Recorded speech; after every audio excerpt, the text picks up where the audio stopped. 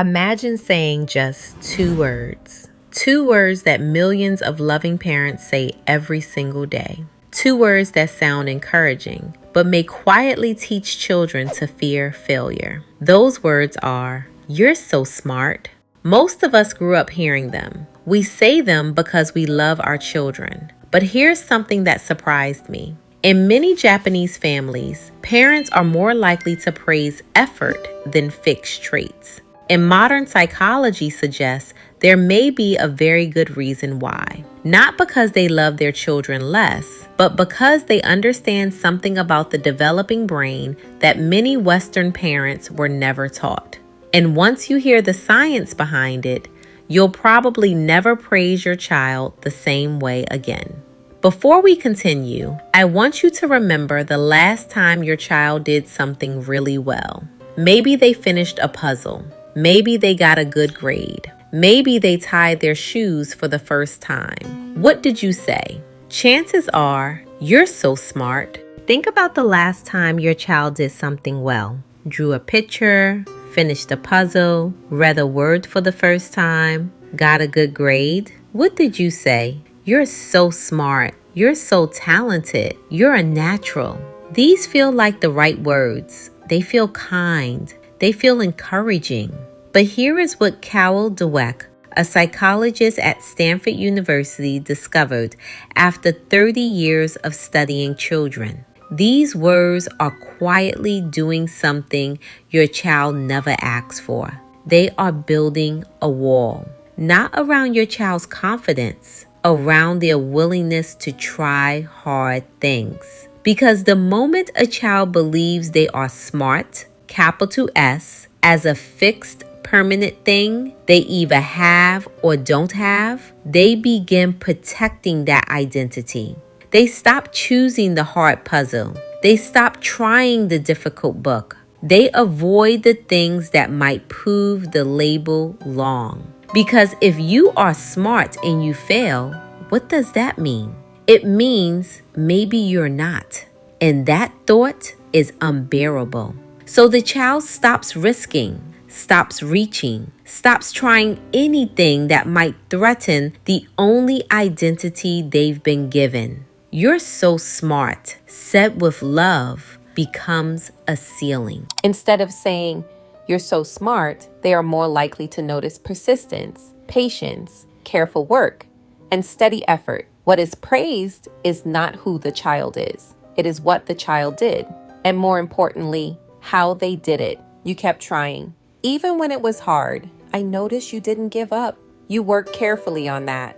These sentences sound small. They are not. When you praise effort rather than identity, something completely different happens inside the child's brain. The child does not learn, "I am smart, therefore I must protect this label." The child learns, "The way I approach things is what matters. And the way I approach things is something I control." This is what Dweck called a growth mindset. And it is not a poster on a classroom wall. It is a neurological reality, shaped word by word over years by the specific language a parent chooses in the small moments after the small things. Dr. Claudia Muller at Columbia University tested this directly. She gave children a moderately difficult puzzle. Half were told, "You're so smart." Half were told, "You worked really hard." Then she gave them a choice, an easy puzzle or a hard one. 67% of the praise for intelligence children chose the easy puzzle. 92% of the praise for effort children chose the hard one.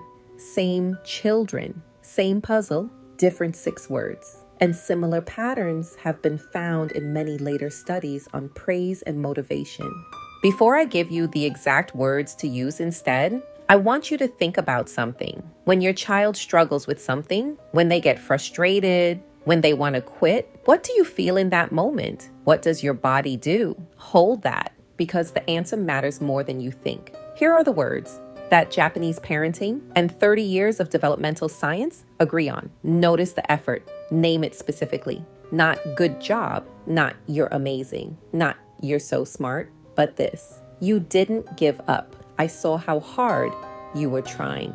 You kept going even when it got difficult. That was a hard problem and you stayed with it." The specificity is the point. Generic praise slides off. Specific praise lands. And here is the most powerful thing you can add. The thing Japanese parents do naturally that Western parents almost never think to say, that was hard, and you did it anyway.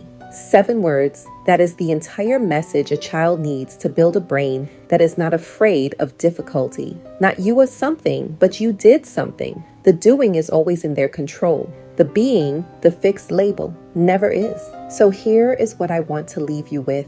You don't need to stop encouraging your child. You need to change where the encouragement lands, not on what they are, on what they did, not on the result, on the reaching. This week, one thing. The next time your child does something, anything, catch yourself before you say, you're so smart.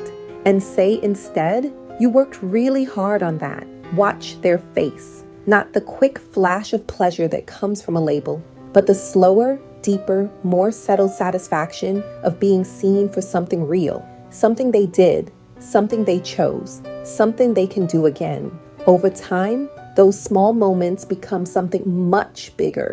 A child who isn't afraid to struggle, a child who isn't afraid to fail, a child who believes, if I keep trying, I can improve.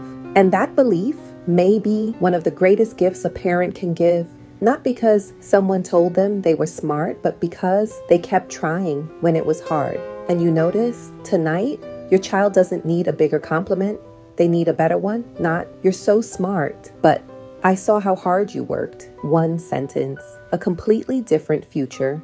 If this changed the way you think about praise, share it with another parent. Subscribe for more science-backed parenting insights. I'll see you in the next one.